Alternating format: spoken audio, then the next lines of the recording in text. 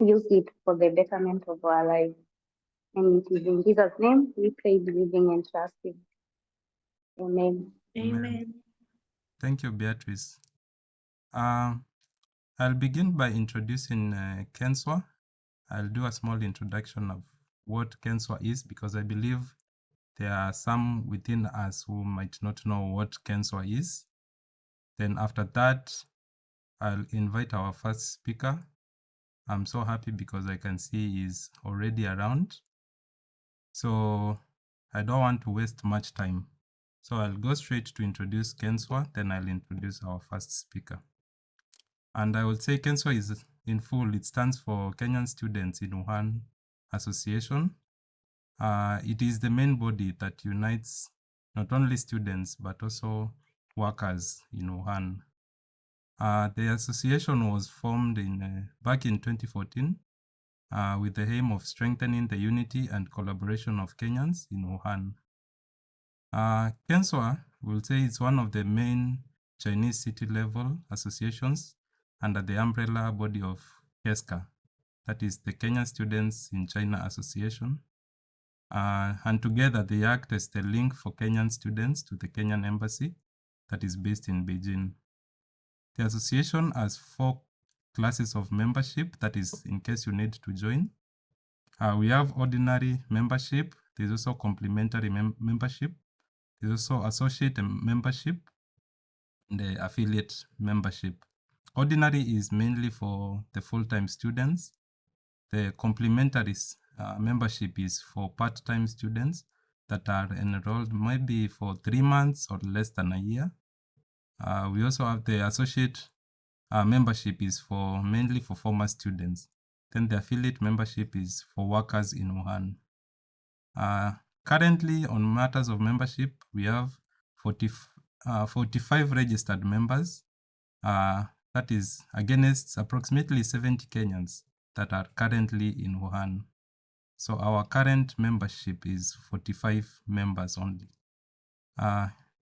KENSWA, or the association, encourages all the Kenyan students studying in any university located in Wuhan to join the association in order to be able to interact with like-minded people who share common beliefs. On matters of leadership composition, we have the executive committee that is composed of the chairperson, the vice chairperson, the secretary general, a treasurer, and the organizing secretary. We also have the planning committee, the welfare and sports committee, electoral committee, and the campus representative caucus, all which form the general council, or the GC. We also hold annual general meetings, that is AGM, that is at the end of each academic year around June, where new leaders are elected into power.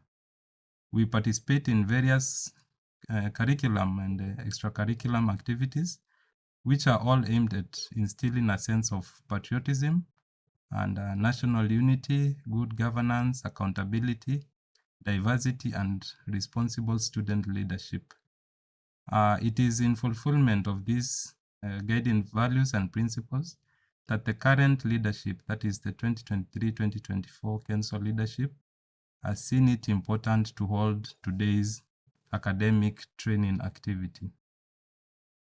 Yeah, so that is the brief introduction that I had about KENSWA for those who might not know what KENSWA is. So it is an association of Kenyan students that are currently in Wuhan. So in case you have any question about KENSWA, maybe you can either raise it in the chat box or even reach me through WeChat so that we can guide you more on matters to do with membership and any other question that you might have. This is the program of events today. I've already done the introduction.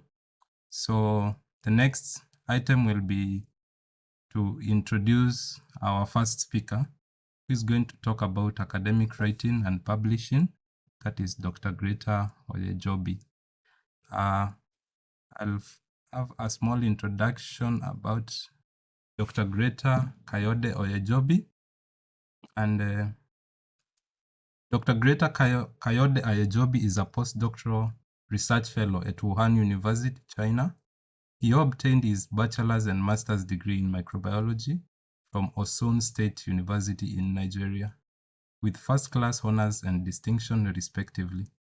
He holds a PhD degree in microbiology from Wuhan Institute of Virology in the Chinese Academy of Sciences of China.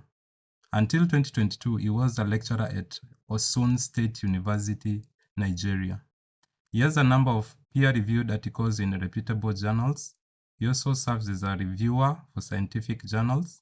He is a recipient of many awards and research grants, including the Association of African Universities Research Grant, the Chinese Government Scholarship Award, Nigeria Federal Government Scholarship Award, UCAS Excellent Graduate Award, Asian Council of Science Editors Travel Grant, among others. During the COVID-19 outbreak, he was part of the team that tested Wuhan's 11 million residents for SARS-CoV-2 at the National Biosafety Laboratory, Wuhan Institute of Virology, China. In his research, Dr. Oyejobi is exploring the potential of using naturally occurring viruses called bacteriophages to treat antibiotic-resistant bacterial infection. So, Dr. Greta Oyejobi, you're very much welcome to speak to us today on academic writing and publishing. Welcome, sir. Thank you very much, Mr. Caleb. I hope you can hear me. Yes, I can hear you. Okay, I want to share my screen, but I think you have to stop sharing.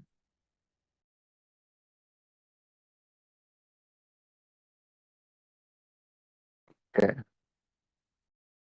Can you see my screen now? Yes, I can see it. It's clear. Okay, thank you very much. Thank you, Mr. Caleb, and thank you everyone for having me. So I'm Greta. So I'm going to be sharing on academic writing and publishing. So I'm very happy to join this training today. And it's a great privilege to share on this topic. And I hope that we'll be able to learn one thing or the other at the end of this academic training. So my topic will be on academic writing and publishing, and I will be focusing on 3 main points. That's manuscript writing, manuscript publication, and thesis writing. And these are just some of the academic writing that we are used to, that we are going to come across in our graduate studies, our graduate program. And that's what we are going to look at. So I'm going to start with the first one, which is manuscript writing. So when we talk about manuscripts, those are academic writings that are meant for publication, that you want to publish and make available for people to see or for people to read. So there are different forms of academic writing of manuscripts. So I'm going to talk about these 3 ones that are very common. There's the full articles or the original articles. So these are like research papers. So probably you've conducted the research and you have your results, you're summarizing the results, and you have a manuscript. So that is an original article, that is a full article. And sometimes we can also have review papers or your perspective about a topic. So probably there's a topic in your feed and you are trying to review that particular topic, or you have looked at the studies of several other people and you want to summarize what they have done or what they have said, and you want to bring out your own perspective on a particular topic. So that's type of manuscripts. We can categorize it under review papers or perspectives. And we also have letters, rapid communications, or short communications. Probably you just want to just pass on information or pass information, just a topic probably during the COVID-19. Or maybe you want to write about COVID-19 Wuhan, your experience or something like that, or you have been invited. So even for review papers, you can be invited to write on a particular thing that's the journal is trying to accept manuscript for. So you can be invited and you present or you write some rapid communications or even letters to editors. So all these are common types of manuscripts that we can have. So I'm just going to focus on full articles, which is very common to all of us, or general to all of us, which we will definitely need in graduate studies, especially to graduate. This is China, we have to publish before you can be awarded your degree. So there's the general structure of a full article. So and we can broadly categorize them into three. There's the front matter, there's the main text, and there's the end matter. So in the front matter, that's where you have things like your title, the title of the article, the authors, the abstracts, and the keywords. So that's the front matter. Then the main text, that's where you have your introduction, the methods, the results, and the discussion or your conclusion. So depending on the journal you want to publish in, the arrangements can be different.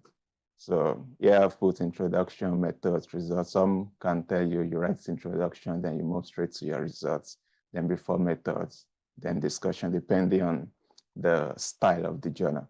But generally, you must have these four components as your main text.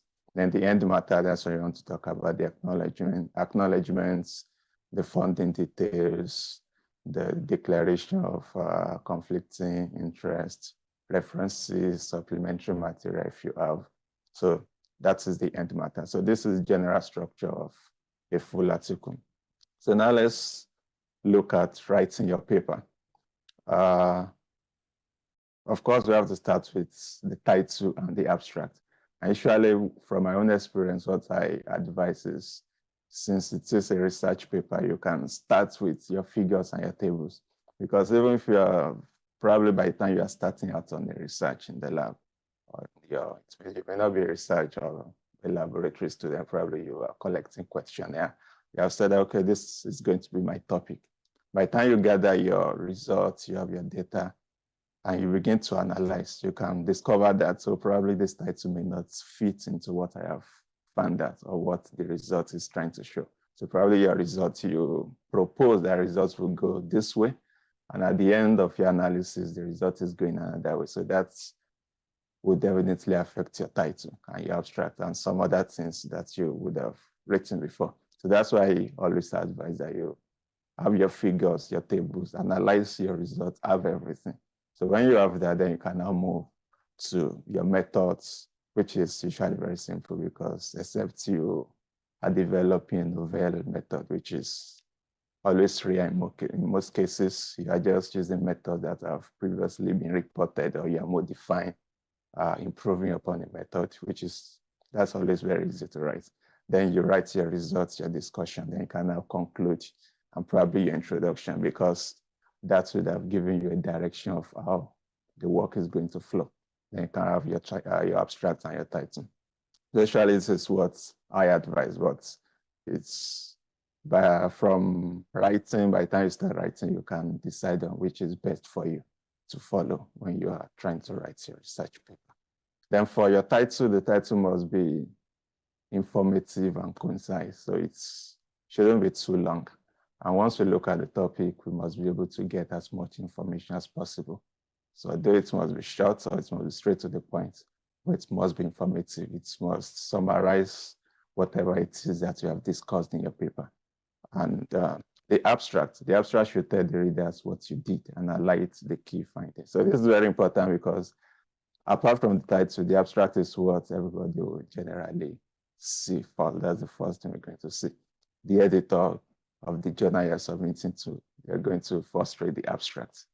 Even as graduate students, when you want to read a paper, you first look at the abstract. If the abstract is not in line with what you want to see, you wouldn't want to read the whole paper. So that's why the abstract is very important. It must really be written well. It can influence whether or not the work is further considered. So that is about title and abstract. Then going to the keywords and introduction. So for the keywords, those are like labels of your manuscripts, and they're important for indexing and searching. So if I'm looking for a paper on plant biology, and I've just typed something about plant, probably I type Barbara seeds. So I type search that, every paper that has that label, that has that keyword, it's going to suggest that to me. So that is the importance of keywords. They are like labels that can aid in finding out your paper wherever you have published it. Then the introduction reveals the importance of your work. So introduction is going to have about 3 main points. One is that it has to describe the existing problem and are there any existing solutions. Then it has to describe the main limitations in those existing works that have been done. So probably some people have done some work before and there are some limitations, then that is where your own work comes in. So you must be able to describe why you are doing that work, of what importance is it, and where do we stand in our knowledge of this topic you are working on, so that we can be able to see where your own work comes in. So it introduces the main scientific publications on which your work is done. And of course, it must also not be too wordy because it's not a review paper. You're just going to introduce your work. So generally, journals will tell you the limit or how much they expect you to write in your introduction. But it shouldn't be too wordy too. Usually 1 page, 1.5 pages is okay for most journals. So that's that about introduction. Then now we're moving to the methods and the results. We are in the main text now. So in the methods, you are describing how you did what you did. So the experiment should be reproducible.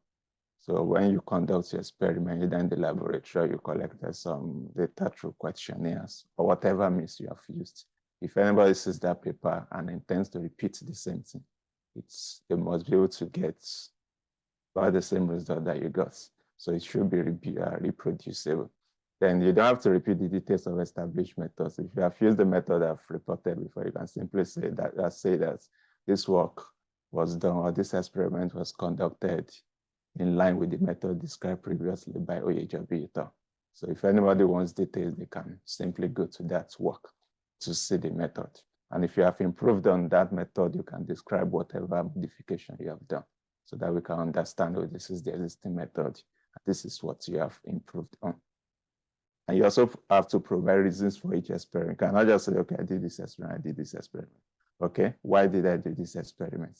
Usually that is how we write. By the time you get to your results, and you are presenting your results, that's how the work makes a full story. Okay, in order to find out the components in this plant or whatever you are going to do. We did this experiment, then we got this, then this result suggested or pointed to this. In order to verify this, then we conducted this experiment. So there must be a reason for each experiment that you have performed. And that leads us to the results. You present only your results here. The results are essential for discussion. So if you know that you're not going to discuss it in the discussion section, you better not put it in your results, because the same way you have presented your results, usually is the same way the discussion would also flow. So it must flow and make a complete story. So you have to present only your results. And the other result that you are also part of your work, but they are not that important. They have secondary importance. You can move them to supplementary materials. Most journals will always ask if you have supplementary materials, if they are not so important to be in the main manuscripts. Then you can also use subheadings to keep results of the same type together. So you don't have to have figure 1 to figure 10, except if you have really done one big project. Usually in a figure, you can have about 5 or 6 figures or grouped together under the same subheadings. So in that way, your results can make more sense and can be more interesting to read. Then you also have to refer to each figure and each table in your paper. So if you are putting figure 1, somewhere in the text, there must be figure 1. If you are putting table 2, there must be table 1. Table 2 mentioned somewhere in the text so that we can be able to see where the figure comes in your manuscript. Then discussion and conclusion. So in your discussion, now that you have presented your results, you want to tell us what the results mean. So this is the essence of the discussion.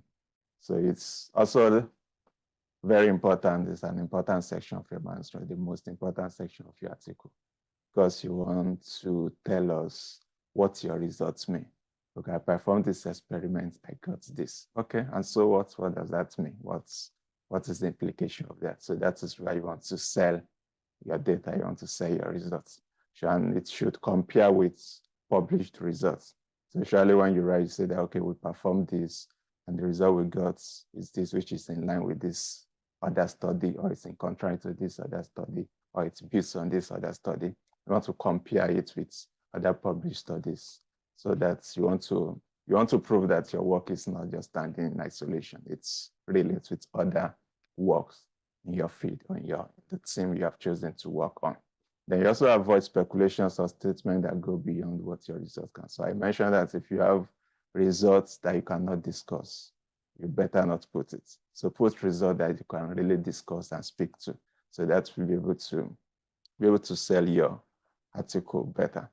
And to conclude is to mention or to tell the reader how your work has contributed to your field.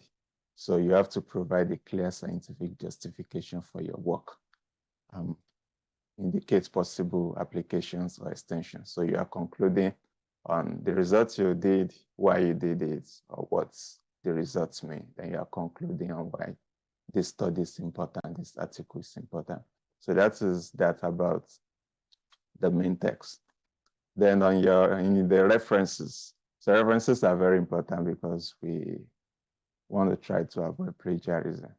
And since it is research paper, you're also trying to make sure that your work relates with other work in your field. So that means you must have referenced some work, or you must have read some studies. So you have to cite the main scientific publications on which your work is based, related studies. So you cannot just go on Google and just put anything. You must put the scientific publications that are actually related to your work, upon which your work is built. And you make sure you give full citation for all sources mentioned in the text. Usually we make use of this referencing software. You can use EndNote, Mendeley, RefWorks, any other software that you feel you are familiar with, you can use. This will make your referencing easier, and you'll be able to do it automatically, because doing it manually can be tiring or can waste your time, and can even you can lose some references when you do it manually. So when you use this referencing software, it makes it very easy to keep track of your references. So your referencing is also very important. Then depending on the journal you're submitting to, they will tell you the referencing style that you should use. Because journals, if you don't follow the requirements for the journal, it can be text rejected. It may not even get to the editor. It can just be one of the admin staff that will run the first check, that will just send it back to you. This does not meet our basic requirements. So it must follow the requirements of the journal that you are submitting to. So maybe I should just mention some final checks when writing your paper. You number the text pages consecutively, beginning with the first or the title page. So also depending on the requirements of the journal. So some journals will tell you how they want it to be numbered, but usually it runs from the first page to the last page. And some will tell you to include line numbers for easier reference. When the reviewers check your paper, you can say, okay, go to line 99, page 2. So some papers or some journals will ask you to put line numbers. Then you also number your tables and figures consecutively in the order in which they appear in your text. So if in your text you have figure 1, figure 2, figure 3, then your results will also follow in that way. So you don't have figure 2 before figure 1. Your story must start with the figure 1, leading to figure 2, and that way, so that people can follow your story very well. Then you check to make certain that each reference cited is accurately represented in the reference list. So usually once you use the referencing software, it makes this, you can avoid this error by, if you have put a reference, cited a reference in your text, and it's not in the reference list, then that is a problem. But if you have used one of these software, then I think this mistake or this error can be avoided. And another point is you can review the special requirements of the journal. I think I've mentioned this severally. Each journal will have their requirements, so you make sure that you meet these requirements to avoid text rejection of your paper. So, and finally, you read your final drafts at least twice. Usually I say that the second time, preferably on a different day. So if you have written a paper and you have finished everything, you can read it once. And if you want to read it again, preferably you can read it on another day when you are starting afresh, so that you can be able to pinpoint if there are errors. You can also send to people in your field, or if they are not from English-speaking country, for people to check the grammar, just to make sure that everything is fine, at least close to perfect, before you send it out to the journal. Okay, I put avoid plagiarism because this is the age of AI. So we have to be careful when using most of the software, most of these artificial intelligence tools. So we should not intentionally plagiarize.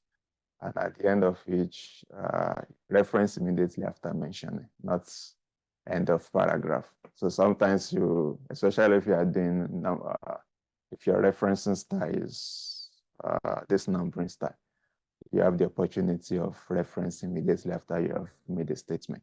So that's where you can be able to avoid plagiarism.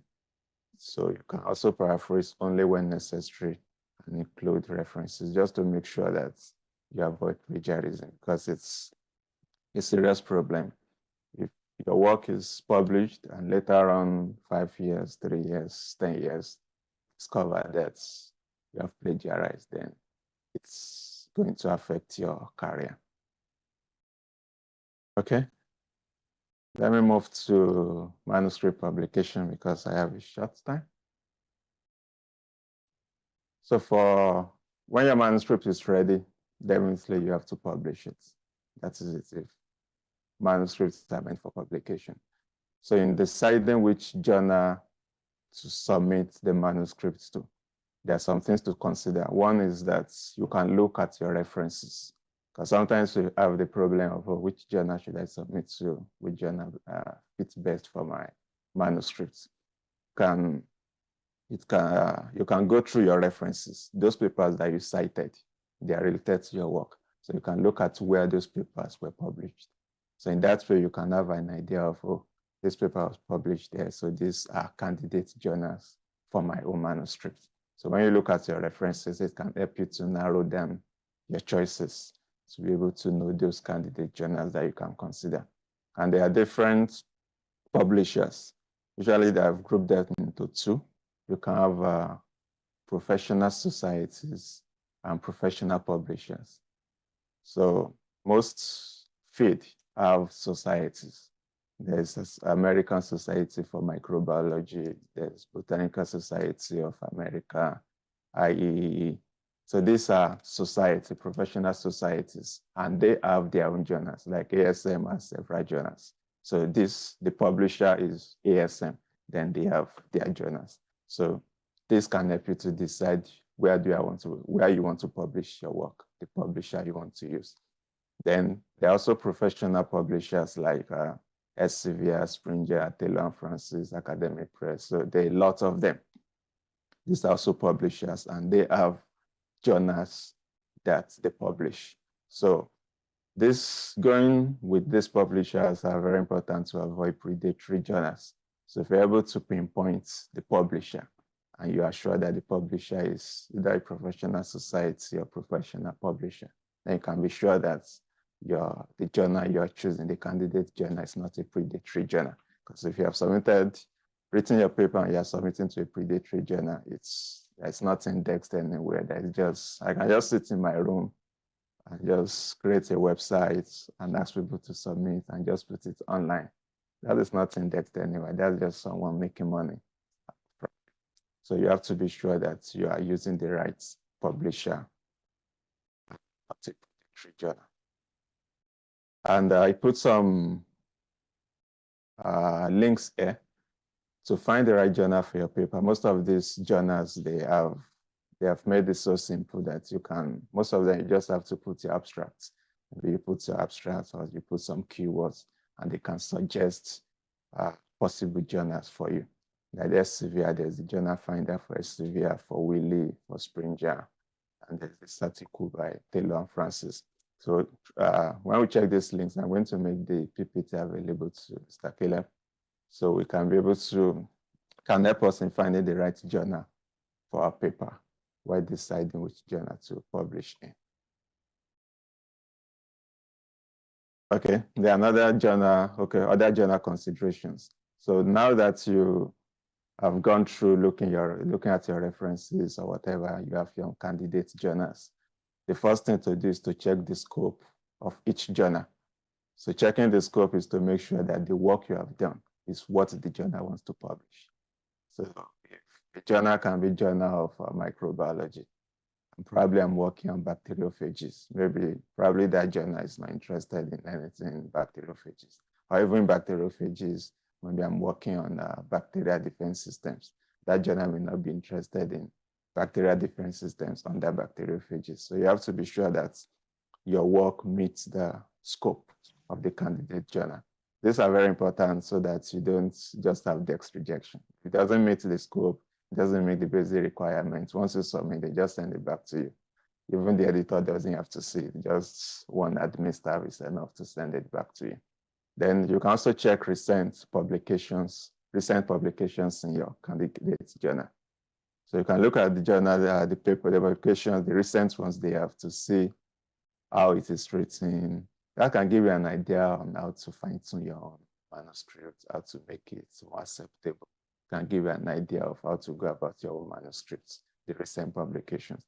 Then you can also check if your candidate journal is indexed in reputable databases, the necessary ones, Scopus, PubMed, and any other one that is very important or that is important to you or to the requirements of your school. I also put a link here that we can check later, how to check if a journal is indexed in SCI Web of Science. So this is a good link. We can check this later. Then there are other things to check, the metrics of the journal. You have to check the impact factor, check the site score, if this is important to you. And I think it should be important to us. Want to publish an high impact factor. Even some school will tell you if your journal is not up to this impact factor, then you cannot graduate. So you want to check is the Q1, Q2. All those things are very important things to check. You cannot just submit anywhere. You have to be sure they meet your metrics, your desired metrics. And also check the publishing speed. Check the review time from submission to acceptance, submission to first online. These are very important, especially if you need the paper to graduate. You need the paper to graduate, and you have maybe just 2 months left. And the paper you're submitting to is going to take about 6 months, even longer. There are some journals, I don't know for other field, for my own field, there are some. Recently, I co-authored a paper in Nature Microbiology. That paper was submitted in 2022, August, and it was just accepted just last month. So that's almost 2 years. So if I need that to graduate, then it means that I have to wait for a long time before I can graduate. So this is why it is important to check all these metrics. And finally, you have to decide on one journal. So do not submit to multiple journals at a time. It is an academic fraud, or it is a crime. Because even most journals will tell you to put that in the cover letter, or probably on their portal by the time you are submitting. Okay, has this journal or has this paper or manuscript been submitted to other journals? And you have to say no. So you submit to just one journal, not multiple journals at a time. When the journal rejects, then you can now submit to another journal, but not, you may be in a hurry, I want to just hurry up if this one rejects, so that this one will be under review, but that is crime, that is fraud. It's one journal at a time. So that is that about journal publications. Then I want to mention some things about article publishing charge. Yeah, sometimes some people always have the problem of who to pay the APC and how do I get my papers published because I don't have money to pay for APC. So if you're a student, usually in China, once you discuss it to a supervisor or your school before submitting your paper, then you can be sure that your APC will be covered. Sometimes the supervisor can record if he doesn't want to pay, it's his duty to recommend the journal that we waive the publication fee. And if he wants to pay that, he pays that out of his grants. So you have to discuss with your supervisor and your school before submitting the paper. Because if you submit on your own, then if you have to pay the APC, that's why some may tell you, okay, I don't know anything about this that you have done. And sometimes we may want to publish papers on our own that are not related to the school, to the supervisor, or to your graduate program. Maybe just some side publication, some side work, and you don't have publication fees. So there are two options. One is can consider hybrid or subscription journals. So these hybrid journals are journals that accommodate or that allows you to choose whether you are making your work open access or not open access. So if your work is going to be open access, that means immediately it's published, it is available online immediately. But if you choose not open access, that means those that can access your paper are those who have subscribed to those journals, maybe a school that has subscribed to those journals, or people, individuals who are willing to pay at the spot, then they can get your manuscripts. So if you are considering, or if you don't have any means of paying the publication fees, usually you can consider hybrid or subscription journal. I have a lot of journals and hybrid journals too. So usually they allow you to publish, probably you cannot make it open access for like 1 year, 2 years, depending on the journal. So after like 1 year, then it can become available. After 2 years, it can become available. So you can consider this as an option. And that means that you can request for a fee waiver. So usually journals grant waivers or discounts in cases of genuine need, especially for most of us from low-income countries. They usually have this provision for our countries. They just request and say that, okay, I have a financial, I may not be able to pay this publication fee. So they can either give you a discount or they waive the publication fee. So these are ways by which we can deal with APC. So I put 2 links here where you can see examples of journals that publish without publication fee. So there are a lot of them. Either they're hybrid or they just don't collect article processing. Okay, and finally, let's look at this overview of the submission process. So once you are done writing your paper, you are the author, you write your paper, then you submit your paper. So when you submit your paper, if it meets the basic requirements, yes, then the editor decides to send it to reviewers, or you can directly reject it. If you reject it, then they send it back to you. But if they send it to reviewer, they assign reviewers, they send it to reviewer, the reviewers will give their recommendation, they send it back to the editor will collect the reviewers, the editor can make a decision, either to reject or to accept or revision. Usually, if it's not rejected, it's definitely going to have revision. You have to revise either minor revision or major revision, then it's returned back to you to revise. Then once it is revised, then it comes back to the editor. Then the editor decides whether your revision is enough. If it's a minor revision, doesn't have to go through the review process again. But that's left for the editor to decide. You can directly say that, okay, I've checked the reviewer's comment, I've seen your revisions, it's okay. You can decide to accept it, or you can decide to say, okay, we have to send it back to the reviewers to look at what you have revised. Then it is accepted. So this is just the general submission process for manuscripts publication. Okay, we can go to the last one because of the time.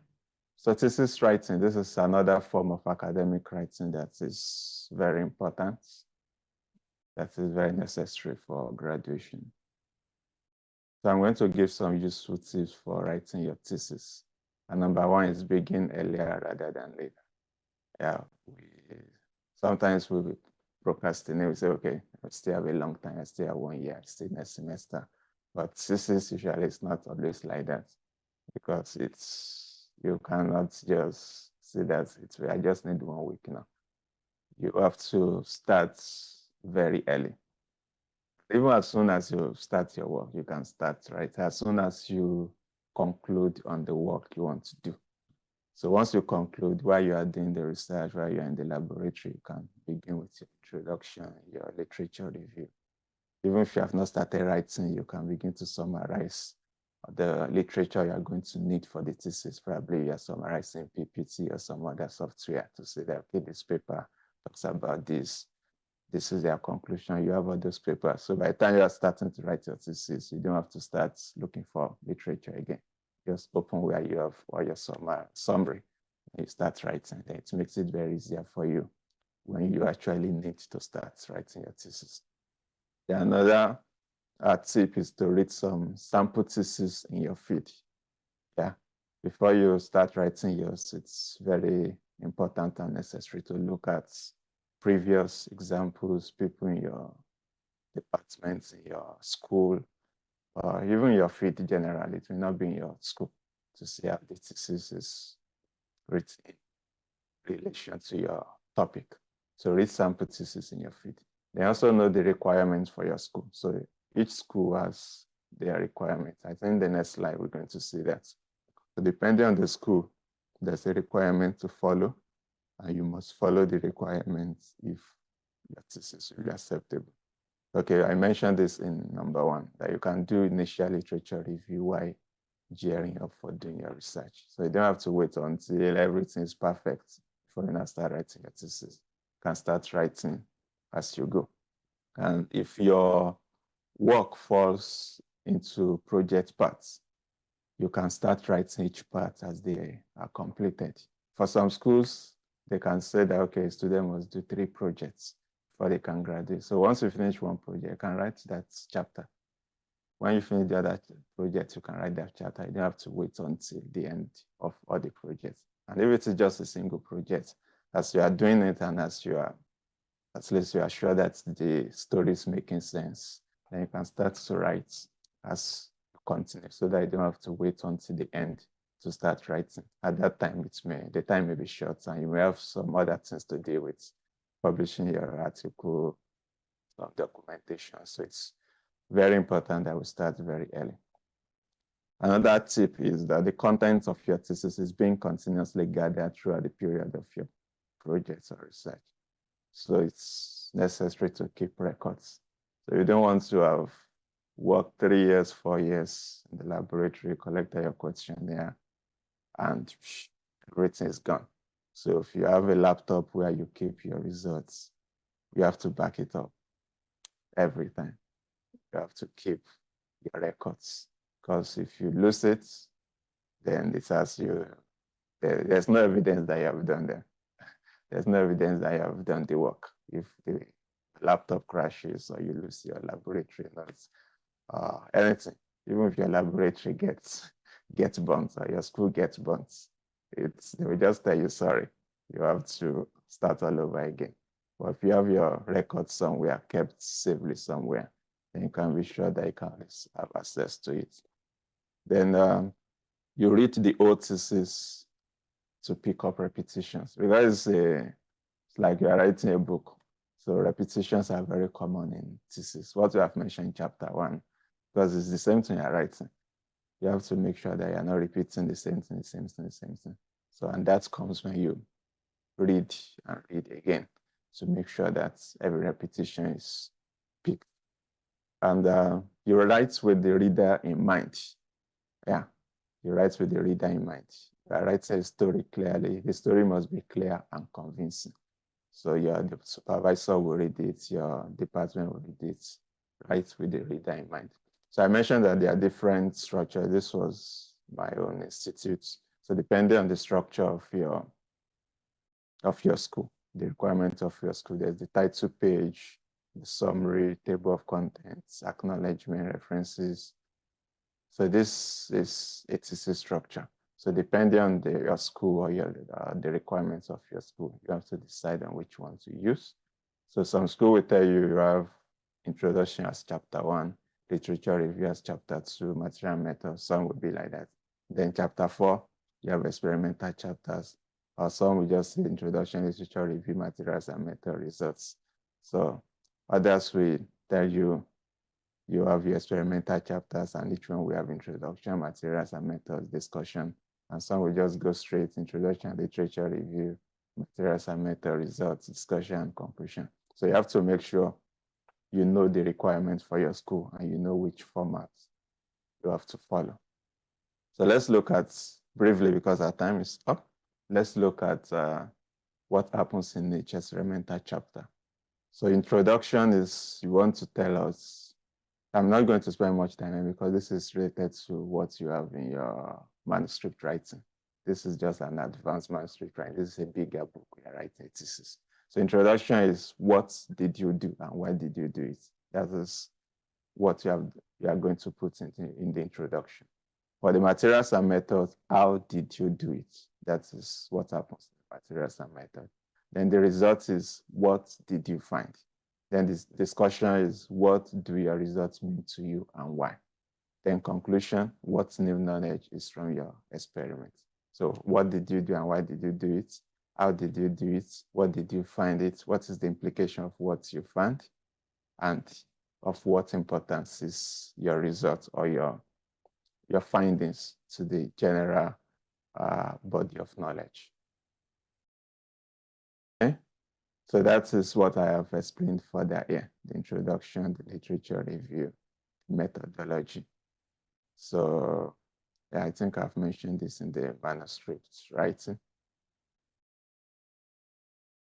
Okay, let me talk about the hypothesis. This is very important because the foundation of your thesis, you must have something that you're working towards. So you must have some known facts that are testable. So you must have read literature, then you have found out what is missing, what is the knowledge gap, and what do I want to do? And that is what will form your hypothesis. So if you have a strong hypothesis and you have that, you keep that in mind. It will help you as you continue with your work, not to go astray, because the thesis is different from research publication. For publication, you can publish 5 papers and it's, oh, you are doing well, you have 5 publications. But for your thesis, if you have maybe 3 experimental chapters, they must connect. So you cannot have experimental chapter 1 talking about Wuhan, another one talking about some irrelevant things. They must connect and they must talk about the same thing. So that's why thesis is more important than just sitting down and writing a research publication, which is just on one thing. So the hypothesis will help you to keep track of whatever you are doing, which experiment to choose, which experiment to do. The hypothesis will help you in not to stray away from irrelevancies when writing your thesis. Yeah, so that is what I have to share with us. I put some links to some further reading and sources which we can read at our free time. Thank you very much.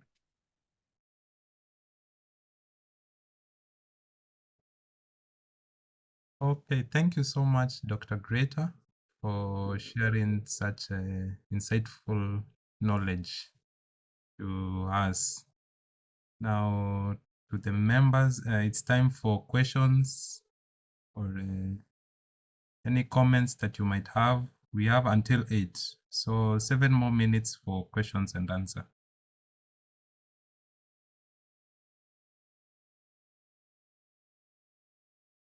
You can either use the chat box or you can unmute yourself in case you have any question.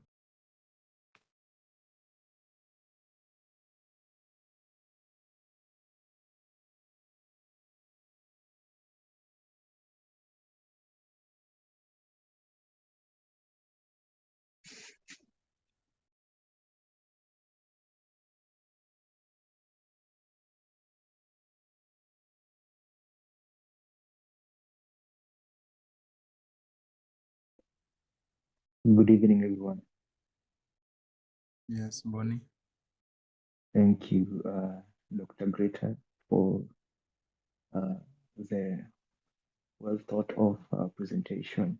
And quickly, because we have a short time left, you mentioned that Kenya is considering to, for lack of the exact word, pull down papers that have been found to misuse AI. Sorry, I cannot hear you clearly. The country is considering to pull down papers that may seem to have used misused AI. And can you hear me now? That's clearly. Your voice is low. I'm saying that the country is considering. You mentioned the country is considering to pull down works that seem to have misused artificial intelligence. Yeah. And a while back, we were being encouraged by our instructors like Dr. Yufa Chen and even one lecturer who was teaching us academic ethics, ethics and such like things, that we can use artificial intelligence. So where do we draw the line of for the extent to which we can use artificial intelligence in doing academic works? Because then there seems to have a limit, which is a thin line between what to do and what not to do. Okay. AI. If I get the question clearly, it's how to appropriately use AI and to avoid plagiarism or to avoid misuse, right? Yes. Okay. Yeah, AI is very good, and except you want to stress yourself out, or if you want to be old school, that's when you decide not to use AI. It's very important. We will all use it. It depends on how we use it, and that is where we have to be careful. So usually when you have to write your manuscripts or you have to write about a topic or a review paper, what I advise is to start with the traditional way of going online, getting your journals, getting publications, read, sit down and write. So when you write or after you have written something, or probably you want AI to check the grammar, or you are finding it difficult to paraphrase some statements, then probably AI can come in. But misuse comes when you probably have been asked to write on, let me just look at, probably I have to write on phage therapy and I just go to AI, write on phage therapy. And whatever AI generates, I just put that and submit it to publish or submit it to my professor or submit it to wherever I want to submit it to. Then that is a misuse because that is not my work. I've just asked AI to do it. And any other person can also generate that and have the same thing with me. So when we have to do the traditional, or if we go through the traditional way, I think that's where us to avoid misuse. So AI can never replace you, that part of you going online yourself, getting publications or papers, read yourself, then sit down to find out, okay, what do I want to write? How do I want to construct my statement or my own sentence? Then I start to write. Then that can guide me the way I use AI. So the AI is not to generate something for me, then I just take that. So it can help me to fine-tune whatever I've written. It can help me to check the grammar. It can help me check to paraphrase. Then that is very good. And also, even when we use it to paraphrase or when we use it to check grammar, to check even plagiarism score, and all of those things, we can use it repeatedly. What I mean is that if I ask AI to paraphrase a sentence for me, I can enter that. The results it gets, I can re-enter it into the whatever software I have used. And that's where I can be sure that I have a genuine something. So when I have to do that, sometimes I do that. I ask the AI to generate or to paraphrase something or to, paraphrase something for me. It gives me the first result. That first result, I keep it somewhere. I re-enter that first result into the software. Then generate a second one. I can compare the two and integrate the two. Then that's where I'm having a new sentence entirely, different from either of the two that the AI has generated. So all of this is just to ensure that whatever I'm getting, it's not that someone else can also get the same thing. And by the time you're submitting, they realize that this is just a plagiarized work or this is just AI. I even find out that there are other AI tools that can detect if you have used AI. So that's why we have to be careful in the use of the AI. So we cannot run away from it. We just have to be careful in our use of it. I hope I answered the question. Much. Okay, thank you so much. In the interest of time, you'll allow me to end the question and answer session here. Just in case someone said something. Yes, I have a question. One Okay. question. Okay, make it very brief, please. Okay. Thank you, Dr. Greta, for the insightful teaching today. So I have one question which I've not discussed about the paper rejection. Maybe when I submit a paper in a journal, in a day, it gets rejected automatically. Within, maybe it has not been considered for review. Could you please tell us maybe some of the reasons behind that? Is it that someone has written a paper which is not good, or there are some scientific issues with it? Okay. Yeah, I think there's about two main reasons that can be responsible for that. I think I mentioned that during the lecture.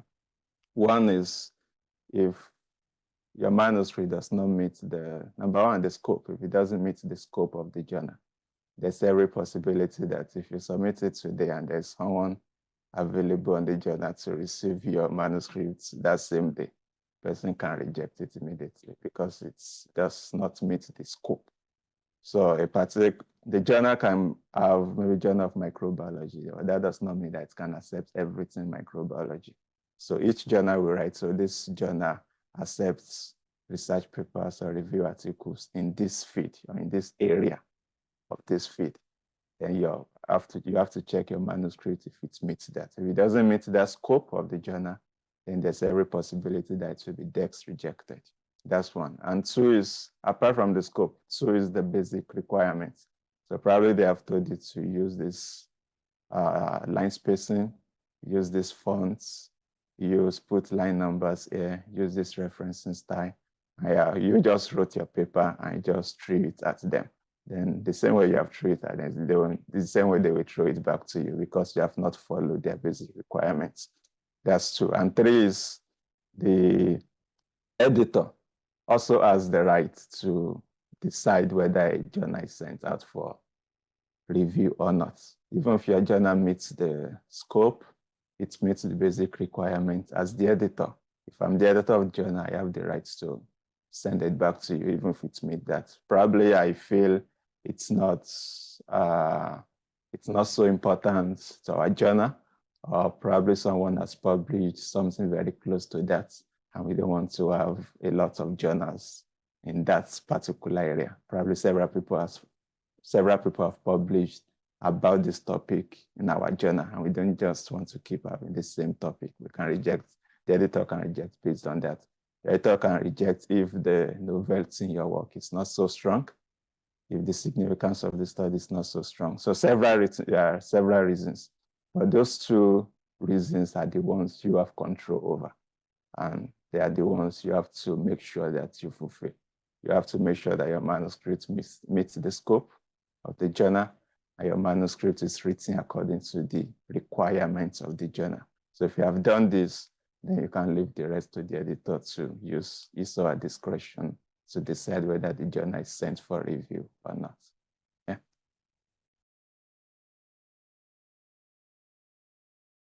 Okay, thank you. So I was saying, in the interest of time, just in case you have any more questions for Dr. Greta, And concerning the topic that you just discussed on academic writing and publishing, just make a small, you can write on the chat box, or you can reach me through WeChat, or you can raise it in the KENSWA group, so that we can save on time.